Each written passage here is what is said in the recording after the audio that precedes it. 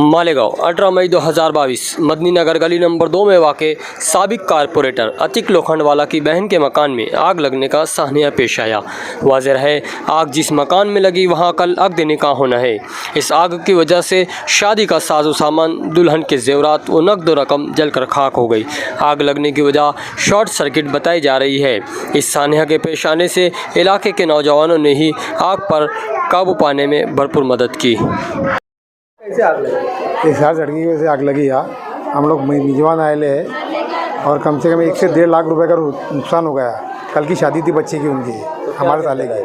Fridge, washing machine, तुम्हारे mixer, जो दहेज के सामान था दुल्हन का, कपड़े वगैरह सब जल गया, जल के खाक हो गया।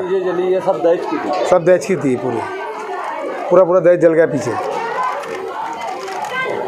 तो शादी कब है? शादी कल की है, 19 तारीख की। हम लोग सूरत से आए ले बाराती। बारात सूरत से आने वाली है? नहीं, बारात शादी से आने वाली है कल। हाँ, हम लोग मेजबान हैं। कोई जाने नुकसान वगैरह? जाने नुकसान कुछ हुआ नहीं, सिर्फ बस ये नुकसान हुआ है। और गली वाले, मोहल्ले वाले सबने मदद की है आके। तो मदनी नगर गली नंबर 2 सब आके नौजवानों ने सबने मदद करी और सबका शुक्रिया अदा करते हैं। 18 मई है, शाम को